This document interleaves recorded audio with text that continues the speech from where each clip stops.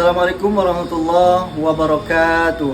Halo teman-teman, sebelumnya perkenalkan nama saya Samsul Hidayat dengan NIM 2414010299. Saya dari PAIH BP 24. Pada kesempatan kali ini saya akan membahas makalah saya tentang pengembangan kurikulum 2/3, yaitu tentang komponen-komponen kurikulum. Untuk itu mari kita simak video ini. Baik, pada kesempatan kali ini saya akan menjelaskan komponen-komponen kurikulum. Yang pertama, tujuan kurikulum. Tujuan kurikulum merupakan komponen yang paling mendasar dalam penyusunan kurikulum. Tujuan kurikulum adalah arah atau sasaran yang ingin dicapai melalui proses pendidikan dan pembelajaran. Tujuan ini menjadi pedoman bagi guru menyusun kurikulum dalam menentukan isi pembelajaran, metode pembelajaran, serta membentuk evaluasi yang digunakan. Tujuan kurikulum berfungsi sebagai pedoman utama dalam penyelenggaraan pendidikan. Dengan adanya tujuan yang jelas, proses pembelajaran akan dapat berjalan secara terarah dan terencana. Selain itu, tujuan kurikulum juga digunakan sebagai dasar dalam menilai keberhasilan proses pendidikan. Dalam sistem pendidikan itu, tujuan kurikulum biasanya disusun secara tingkat agar lebih sistematis. Tujuannya yaitu beberapa poin yang meliputi: yang pertama, tujuan pendidikan nasional. Tujuan pendidikan nasional merupakan tujuan pendidikan yang berlaku bagi seluruh lembaga pendidikan dalam suatu negara. Tujuan ini biasanya tercantum dalam undang-undang atau kebijakan pendidikan nasional di Indonesia. Tujuan pendidikan nasional tercantum dalam Undang-Undang Sistem Pendidikan Nasional yang menekankan pada pengembangan potensi peserta didik agar menjadi manusia yang beriman, berilmu, berakhlak mulia, dan bertanggung jawab. Selanjutnya, poin kedua yaitu B, tujuan institusional. Tujuan institusional adalah tujuan yang ingin dicapai oleh suatu lembaga pendidikan tertentu seperti sekolah dasar, sekolah menengah, atau perguruan tinggi. Tujuan ini disesuaikan dengan karakteristik dan jenjang pendidikan yang diselenggarakan oleh lembaga tersebut. Selanjutnya yaitu poin ketiga yang C-nya, tujuannya kurikuler. Tujuan kurikuler merupakan tujuan yang berkaitan dengan mata pembelajaran tertentu. Tujuan ini menjelaskan kompetensi yang harus dicapai oleh peserta didik setelah pembelajaran suatu mata pembelajaran. Poin keempat yaitu bagian D, tujuan pembelajaran. Tujuan pembelajaran merupakan tujuan yang ingin dicapai dalam pembelajaran mengajar di kelas. Tujuan ini biasanya dirumuskan oleh guru dalam rencana pembelajaran dan menjadi acuan dalam pelaksanaan kegiatan pembelajaran. Secara keseluruhannya, tujuan kurikulum tidak hanya menekankan pada penguasaan pengetahuan, tetapi juga pengembangan keterampilan, sikap, nilai moral, dan kepribadian peserta didik.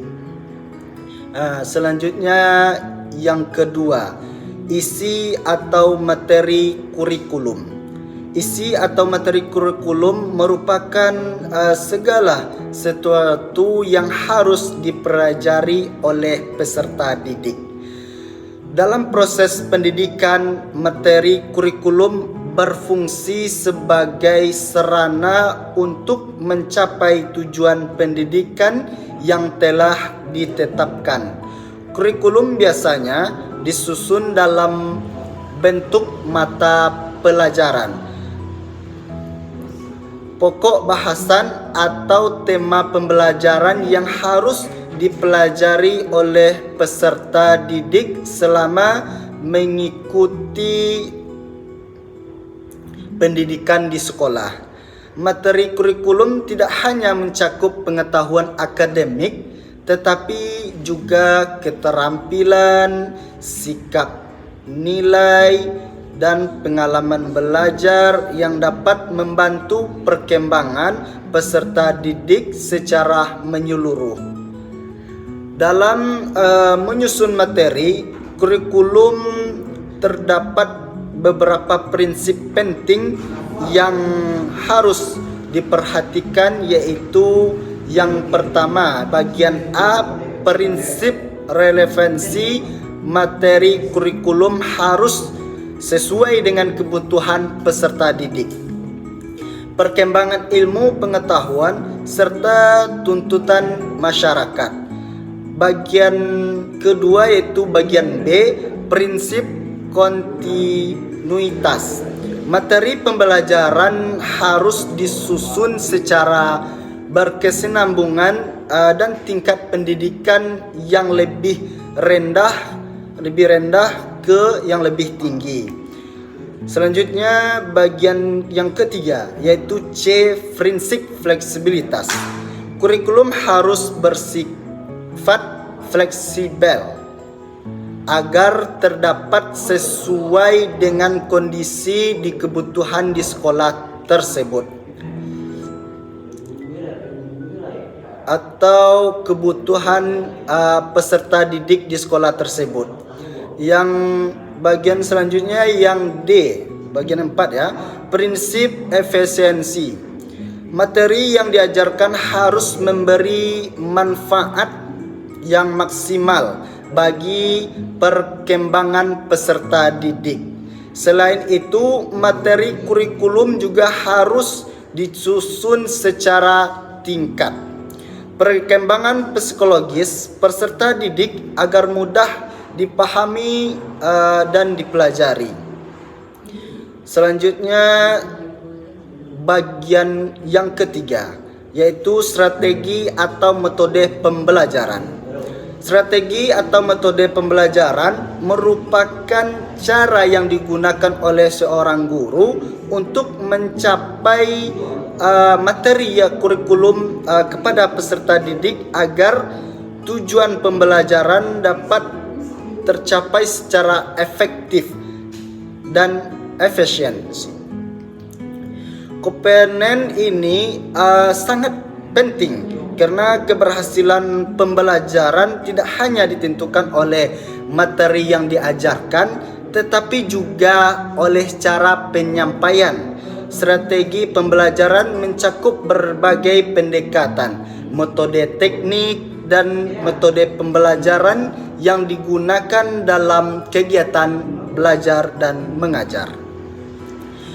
Pendekatan pembelajaran berkaitan dengan sudut pandang atau cara pandang terhadap proses pembelajaran, sedangkan metode pembelajaran merupakan cara yang digunakan oleh guru dalam menyampaikan materi kepada siswa.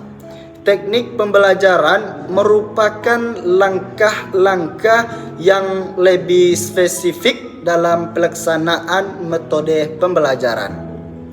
Sedangkan modal pembelajaran merupakan kerangka konseptual yang menggambarkan prosedur pembelajaran secara sistematis. Beberapa metode pembelajaran yang sering digunakan dalam proses pendidikan antara lain yaitu metode ceramah, metode diskusi, metode tanya jawab, metode demonstrasi, metode eksperimen, metode kerja kelompok, dan pembelajaran berbasis proyek.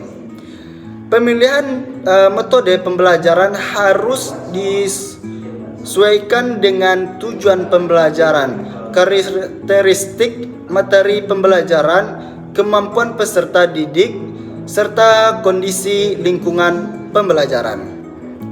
Dengan menggunakan strategi pembelajaran yang tepat, proses pembelajaran dapat menjadi lebih menarik dan efektif dan bermakna bagi peserta didik. Mungkin itu saja poin-poin yang sedikit saya sampaikan. Saya akhiri. Assalamualaikum warahmatullahi wabarakatuh.